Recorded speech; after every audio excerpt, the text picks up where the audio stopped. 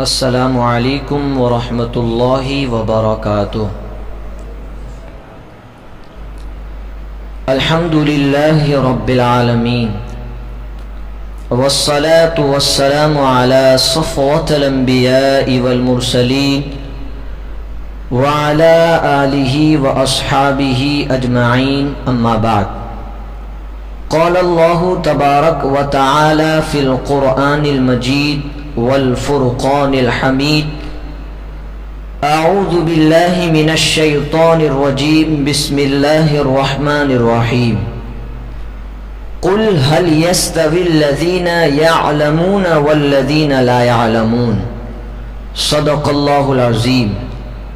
آئیے سب سے پہلے بڑے ادب و احترام کے ساتھ اپنی اور ساری کائنات کے مرکزی عقیدت حضور محسن انسانیت جان کائنات سرکار محمد مصطفیٰ صلی اللہ علیہ وسلم کی بارگاہ میں اپنی غلامی کا ثبوت پیش کرتے ہوئے درود پاک پڑھتے ہیں۔ پڑھیے باواز بلند، اللہم صلی علی سیدنا و مولانا محمد وبارک وسلم۔ محترم سامعین، کتاب رحمت قرآن مجید سے جس آیت مبارکہ کو تلاوت کرنے کا شرف حاصل ہوا، خالق کائنات اللہ تبارک و تعالی جل شانہ اس آیت مبارکہ میں ارشاد فرماتا ہے کہ اے محبوب، آپ ارشاد فرما دیجئے کہ جو جانتے ہیں اور جو نہیں جانتے وہ برابر نہیں ہو سکتے، یعنی علم والے اور بغیر علم والے وہ برابر نہیں ہو سکتے۔ تو اس آیت مبارکہ کے اندر اہل علم کی فضیلت کو بیان کیا گیا ہے۔ اللہ تبارک و تعالی نے اہل علم کو دوسری مخلوقات سے ممتاز کیا ہے۔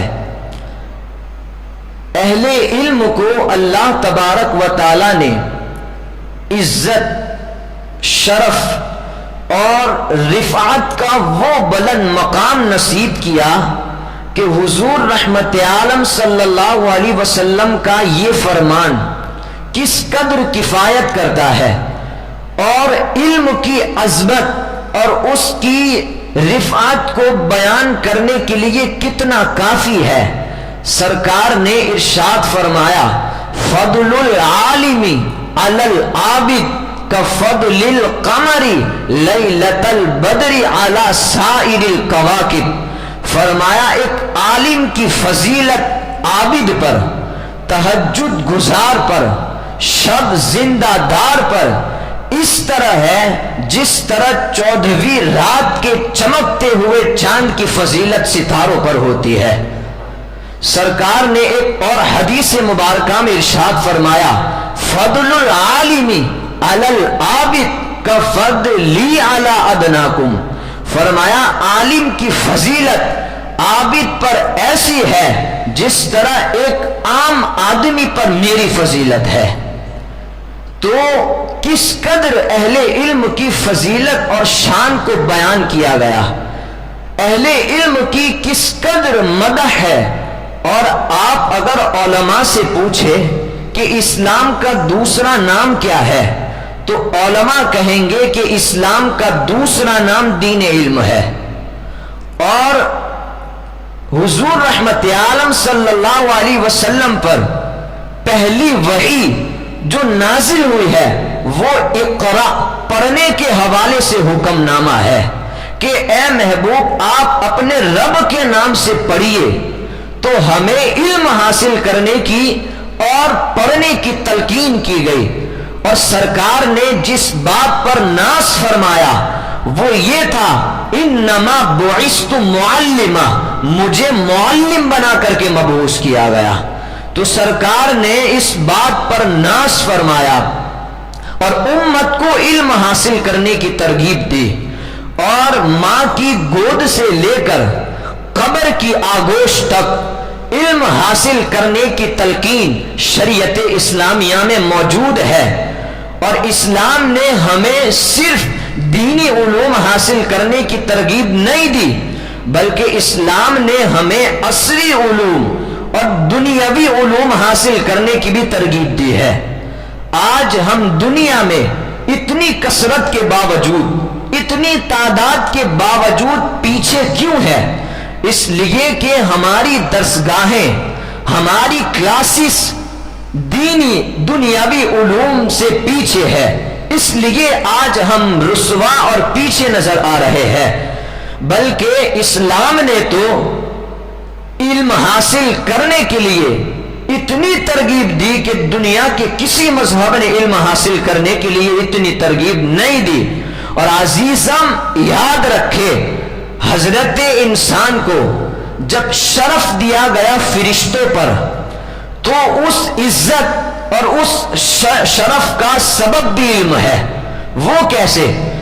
حضرت آدم علیہ السلام کو چیزوں کے نام بتائے گئے اور فرشتوں کو نہیں بتائے گئے۔ اس کا ذکر قرآن میں ہے، وَعَلَّمَ آدَمَ الْأَسْمَاءَ كُلَّهَا ثُمَّ عَرَضَهُمْ عَلَى الْمَلَائِكَةِ۔ حضرت آدم کو چیزوں کے نام سکھائے گئے اور فرشتوں کو نہیں بتائے گئے، اور پھر فرشتوں کے سامنے وہ چیزیں پیش ہوئی اور فرمایا گیا کہ تم ان چیزوں کے نام بتاؤ۔ تو انہوں نے کہا کہ ہم ان چیزوں کے نام نہیں بتا سکتے، اس لیے کہ ہمیں علم نہیں دیا گیا۔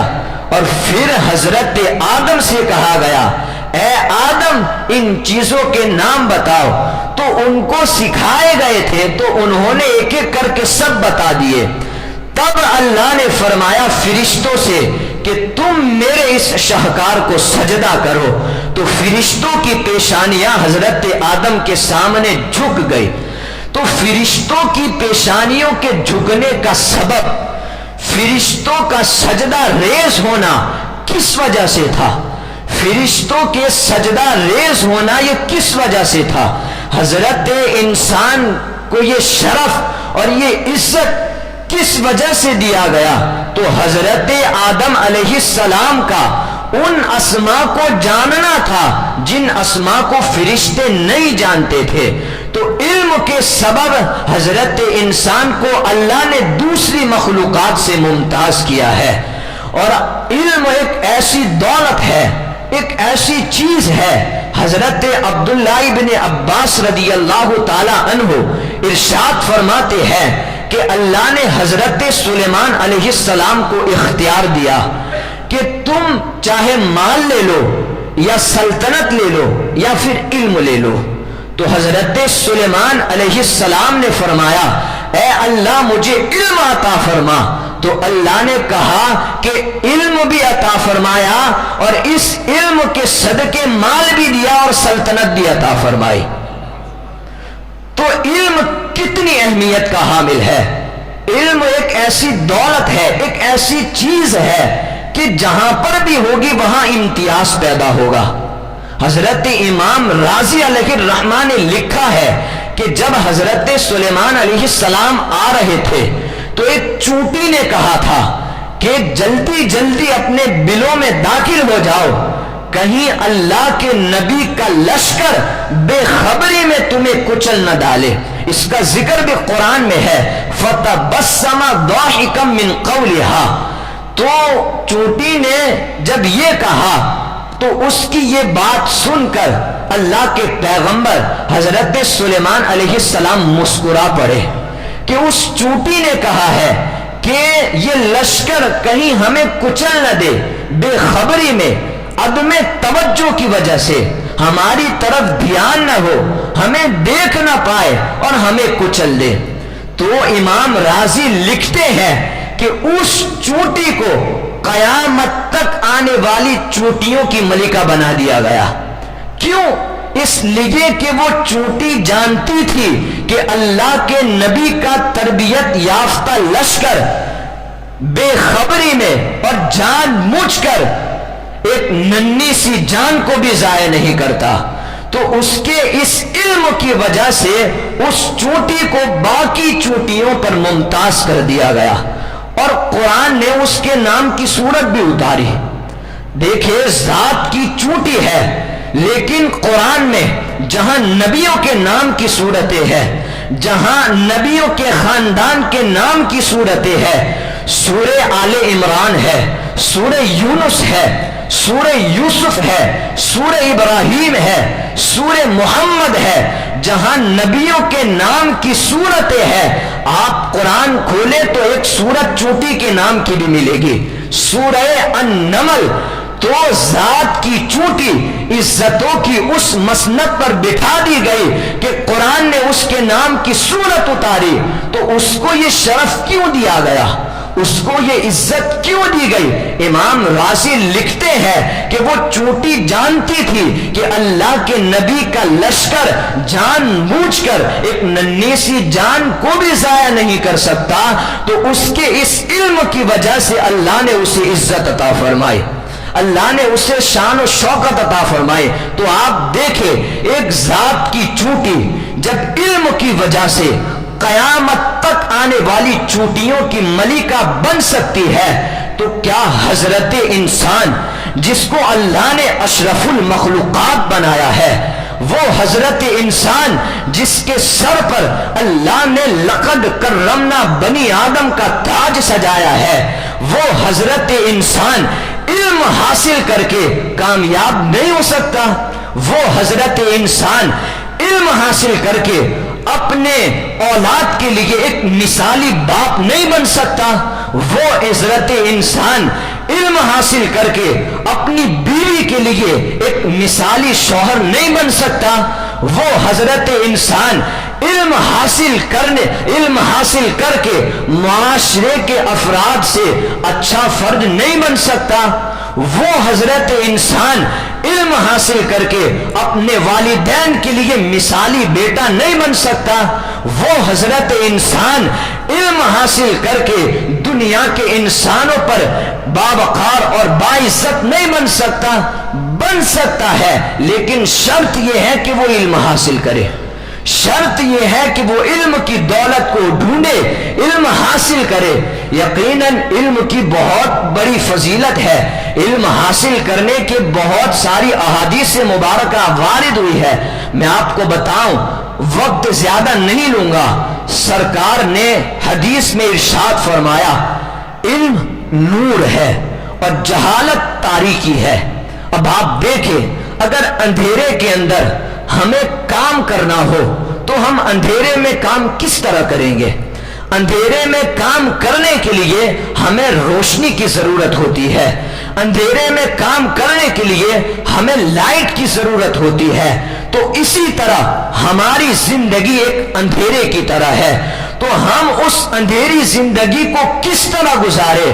تو فرمایا گیا کہ اس اندھیری والی زندگی کے اندر علم کی روشنی کا چراغ جلائے, اس اندھیری زندگی کے اندر علم کی لائٹ کو جلائے. تو علم نور ہے اور تاریک جہالت تاریکی ہے. سرکار نے ایک حدیث میں ارشاد فرمایا کہ اللہ جس بندے کے ساتھ بھلائی کا ارادہ فرماتا ہے اسے دین کی سمجھ عطا فرماتا ہے. کتنی بڑی بات ہے. سرکار رحمت عالم صلی اللہ علیہ وسلم ایک حدیث مبارکہ میں ارشاد فرماتے ہیں کہ اگر تم میں سے کوئی بندہ صبح اٹھ کر کے قرآن کی ایک آیت سیکھ لے تو اس کا یہ سیکھنا 100 رکعت نفل نماز پڑھنے سے افضل ہے. اور فرمایا کہ اگر ایک باب سیکھ لے تو 1000 نفل نماز پڑھنے سے افضل ہے. کتنی بڑی فضیلت ہے. سرکار نے ایک حدیث میں ارشاد فرمایا کہ جو کوئی بندہ علم حاصل کرنے کے لیے کسی راستے پر چلتا ہے, کسی راستے پر چلے گا تو اللہ تبارک و تعالیٰ اس بندے کے لیے جنت کا راستہ آسان فرما دے گا. اور اگر کوئی قوم اللہ کے گھر میں جمع ہو کر کے اللہ کی کتاب پڑھتی ہے اور آپس میں ایک دوسرے کو اس کی تعلیم دیتی ہے تو اللہ ان بندوں پر سکینہ نازل فرماتا ہے. اور اللہ کی رحمت انہیں اپنے آغوش میں لے لیتی ہے، اور اللہ تبارک و تعالی ان کا ذکر فرشتوں اور نبیوں کے درمیان کرتا ہے۔ علم حاصل کرنے کی کتنی فضیلت ہے، آپ دیکھیں، آپ بڑے خوش نصیب ہیں۔ سرکار رحمت عالم صلی اللہ تعالی علیہ وسلم نے ارشاد فرمایا کہ علم کی فضیلت عبادت کی فضیلت سے بھی بڑھ کر ہے۔ ایک حدیث میں فرمایا کہ علم حاصل کرو، اس لیے کہ علم حاصل کرنا یہ دل کے اندر اللہ کے خوف کو پیدا کرتا ہے، اللہ کی خشیت کو پیدا کرتا ہے۔ آج دیکھیں ہم قدم قدم پر گناہ کرتے ہیں، آج ہمارے قدموں سے اور ہمارے جسم کے مجسمے سے قدم قدم پر گناہ صادر ہوتا ہے۔ اس کی وجہ کیا ہے؟ اس لیے اس کی وجہ یہ ہے کہ آج ہمارے دلوں کے اندر اللہ کا خوف نہیں ہے، آج ہمارے دلوں کے اندر اللہ کا ڈر نہیں ہے، اللہ کی خشیت نہیں ہے۔ میں آپ کو بتاؤں، اگر یہ جملہ کہ اللہ ہمیں دیکھ رہا ہے، اگر یہ جملہ کسی بندے کے دل میں پیوست ہو جائے تو وہ بندہ اگر تنہائی میں بھی ہوگا تب بھی اس سے گناہ نہیں ہوگا۔ تو یہ اللہ کا خوف کب پیدا ہوگا؟ جب بندہ علم حاصل کرے گا۔ اللہ کے رسول نے فرمایا نا کہ علم حاصل کرو، علم حاصل کرنا یہ اللہ کی خشیت کو پیدا کرتا ہے۔ اور آپ بڑے خوش نصیب ہیں کہ آپ گھر سے چل کر کے مسجد میں علم حاصل کرنے کے لیے آئے۔ سرکار حضرت ابو امامہ رضی اللہ تعالی عنہ سے روایت مروی ہے، سرکار نے ارشاد فرمایا کہ اگر کوئی بندہ خیر کی بات سیکھنے کے لیے یا سکھانے کے لیے مسجد میں آتا ہے تو اس بندے کا ثواب اس حاجی کی طرح ہے جس کا حج مکمل ہو گیا ہو۔ کتنی بڑی بات ہے علم کی فضیلت، لیکن آج ہم مال کے پیچھے بھاگ رہے ہیں، ہم دولت کے پیچھے بھاگ رہے ہیں۔ حضرت علی رضی اللہ تعالی عنہ نے ارشاد فرمایا کہ مال یہ فرعون کی میراث ہے اور علم یہ نبیوں کی میراث ہے۔ فرمایا یہ علم اتنا عظیم ہے، اتنا عظیم ہے کہ مال دنیا میں باقی رہتا ہے لیکن علم قبر میں بھی ساتھ دیتا ہے۔ علم اتنا عظیم ہے کہ اس کو خرچ کرنے سے گھٹتا نہیں، مال کو خرچ کرنے سے مال گھٹ جاتا ہے لیکن علم کو خرچ کرنے سے علم اور بڑھتا ہے۔ علم کی فضیلت دیکھے اور علم کی اہمیت دیکھے کہ دنیا کا دستور ہے کہ دینی معاملات کے اندر ہمیں کسی دولت والے کی ضرورت نہیں ہوتی بلکہ علم والے کی ضرورت ہوتی ہے۔ یہ علم کی شان ہے، علم کی فضیلت ہے۔ تو جہاں کہیں بھی علم کی مجالس ہو تو ہمیں چاہیے کہ ہم وہاں پر جائیں اور علم حاصل کریں۔ ایک آخری بات بتا کر کے اپنی گفتگو کو ختم کروں۔ حضرت ابن سیرین رضی اللہ تعالی عنہ فرماتے ہیں کہ میں بصرہ کی ایک مسجد میں داخل ہوا تو میں نے دیکھا کہ لوگوں کے دو گروہ تھے، ایک گروہ وعظ اور اللہ کا ذکر کر رہا تھا اور دوسرا گروہ شریعت کے مسائل پر گفتگو کر رہا تھا، یعنی شریعت کے مسائل سیکھنے میں مشغول تھا۔ اب میں نے سوچا کہ اگر وعظ اور اللہ کے ذکر والے حلقے کے اندر بیٹھتا ہوں تو وہ لوگ میرے لیے دعا کریں گے اور میں انہی میں شامل ہو جاؤں گا، اور اگر میں اس شریعت کے مسائل سیکھنے والے گروہ میں بیٹھوں گا تو کیا پتا مجھے کوئی ایسا مسئلہ سیکھ لوں، میں ایک ایسا مسئلہ سیکھ لوں جو میں نہیں جانتا۔ یہ تردد میں تھے حضرت ابن سیرین۔ فرمایا کہ میں نے دونوں مجلس کو چھوڑ دی اور ایک جگہ پر آ کر کے بیٹھ گیا۔ وہاں بیٹھا تو مجھے نیند آ گئی، میں سو گیا، مجھے خواب آیا۔ خواب میں کوئی کہہ رہا ہے کہ تو شریعت کے مسائل سیکھنے والی محفل میں کیوں نہیں بیٹھا؟ اس لیے کہ اس مجلس کے اندر حضرت جبریل علیہ السلام 70,000 فرشتے، وہ بھی اللہ کے مقرب فرشتے لے کر کے حاضر ہوئے تھے۔ تو جو بندہ اہل علم کی مجلس میں بیٹھتا ہے تو وہ بہت بڑا خوش نصیب ہے، وہ بہت نیک بخت ہے۔ تو آج ہمیں ضرورت ہے کہ جہاں کہیں پر بھی علم کی مجلس ہو تو ہم فوراً وہاں جائیں۔ آج ہمارے پاس ہر کام کے لیے وقت ہے، آج ہمارے پاس گیم کھیلنے کے لیے وقت ہے، ہمارے پاس باتیں کرنے کے لیے وقت ہے، ہمارے پاس فضول کاموں کے لیے وقت ہے، لیکن ہمارے پاس علم حاصل کرنے کے لیے وقت نہیں ہے۔ اسلام نے ہمیں علم حاصل کرنے کی ترغیب دی ہے۔ ایک زمانہ وہ تھا کہ ہر بندہ اتنا علم رکھتا تھا کہ اس کی ضروریات کو کافی ہو سکے، لیکن آج دیکھا جاتا ہے کہ ہمارے اندر وہ ذوق ہی نہیں ہے، ہمارے اندر علم حاصل کرنے کا جذبہ ہی نہیں ہے۔ تو اسلام نے ہمیں علم حاصل کرنے کی ترغیب دی، بلکہ فرمایا اطلب العلم ولو بالسین، کہ علم حاصل کرو چاہے تمہیں چین جانا پڑے۔ فرمایا گیا علم حاصل کرو چاہے تمہیں چین جانا پڑے۔ تو علم حاصل کرنے کے لیے راستے میں اگر رکاوٹیں آئے تو ہم ان رکاوٹوں کو برداشت کریں، ہم تکلیفوں کو برداشت کریں، اس لیے کہ علم یہ مومن کا کھویا ہوا خزانہ ہے۔ فرمایا کہ علم حاصل کرو ماں کی گود سے لے کر کے قبر کی آگوش تک، ہمیں علم حاصل کرنے کی ترغیب دی گئی۔ تو ہم اللہ کی رضا کے لیے، حضور کی رضا کے لیے علم حاصل کریں، جہاں کہیں بھی علم کی مجلس ہو وہاں پر جائیں۔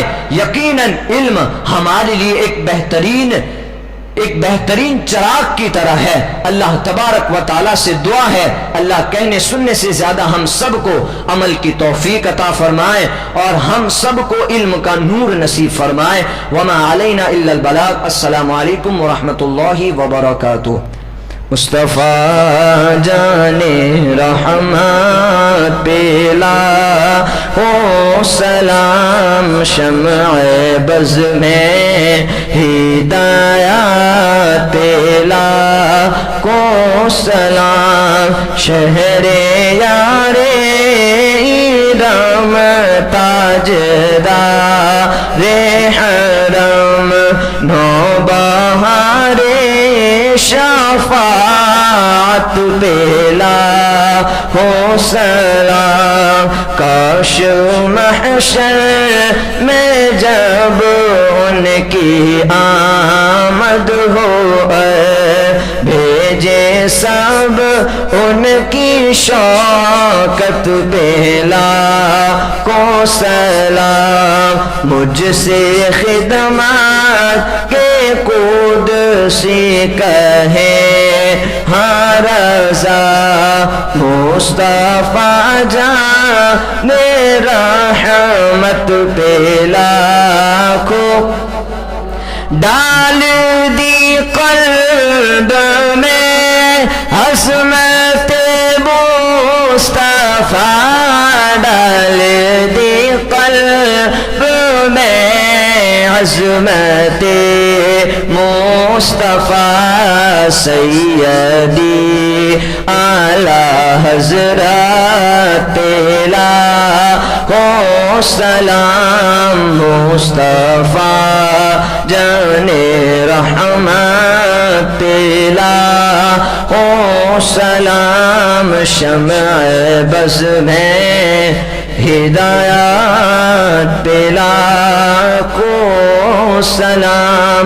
الصلاة والسلام عليك يا رسول الله وعلى آلك وأصحابك يا نور الله، صلى الله عليه وسلم، إن الله وملائكته يصلون على النبي، يا أيها الذين آمنوا صلوا عليه وسلموا تسليما، صلى الله على النبي الأمي وآله صلى الله عليه وسلم، صلاة وسلاما عليك يا رسول الله، سبحان ربك رب العزة عما يصفون، وسلام على المرسلين، والحمد لله رب العالمين۔